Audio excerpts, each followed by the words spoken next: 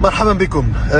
هذه رسالة للجمهور العراقي. أنا عادة لا أجيب ولا أرد، لكن اليوم أتمنى تسمعوا كويس هذا الفيديو لأنه مهم جدا بالنسبة لي. أولا في ناس تتكلم ومش عارفة الخلفية، الله يخليكم قبل ما يتكلم أحد يعرفوا الخلفية.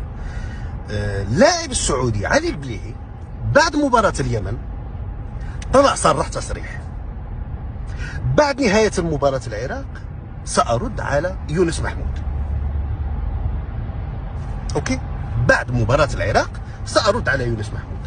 أمس لما وصلنا الملعب ككل الصحفيين الجميع يحلم بأن يكون لديه علي البليهي في الميكروفون، الجميع بدون استثناء كنا بنقول مع من سيتكلم البليهي. لهذا انت مش ممكن لاعب يوعدك بعد المباراه انه حيتكلم ويجي وما تساله، خصوصا انه بعد مباراه اليمن بيقول لك انا بعد مباراه العراق ساتكلم. الله يهديكم، خلونا نرتقوا في المستوى النقاش.